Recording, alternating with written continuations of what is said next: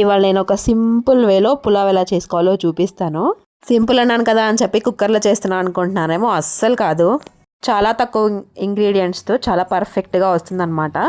బాండి పెట్టేశాను, కొంచెం నెయ్యి కొంచెం నూనె అయితే యాడ్ చేసుకున్నాను. అందులోనే మసాలా దినుసులు అన్నీ యాడ్ చేసుకుంటున్నాను. ఇంగ్రీడియంట్స్ నేను స్క్రీన్ పైన ఇస్తాను, చెక్అవుట్ చేస్తూ ఉండండి. ఉల్లిపాయలు వేసుకొని కొంచెం బ్రౌన్ కలర్లో వచ్చిన తర్వాత అల్లం వెల్లుల్లి పేస్ట్ని కూడా వేసుకొని బాగా ఫ్రై చేసుకోవాలి.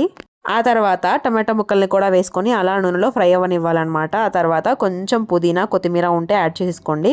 కానీ కలిపేసుకొని ఒక ఫుల్ టేబుల్ స్పూన్ వరకు పెరుగును కూడా యాడ్ చేసేసుకోండి. పెరుగు విరుగుతుందేమో అని డౌట్ ఉండొచ్చు, అస్సలు విరగదు. చూడండి ఎంత చక్కగా కరిగిపోయిందో.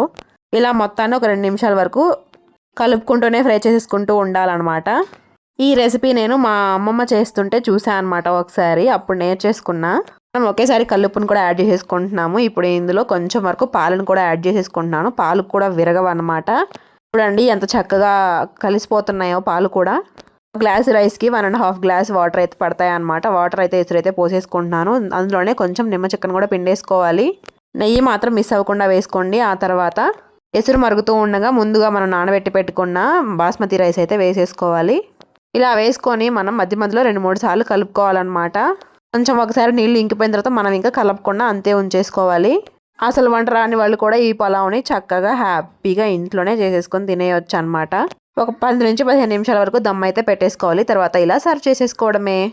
ఈ పులావ్ కోసం చికెన్ గ్రేవీ ఉండాల్సిందే కదా. మనకి కాంబినేషన్ ఇష్టమో కామెంట్ చేసేయండి. నచ్చితే సబ్స్క్రైబ్.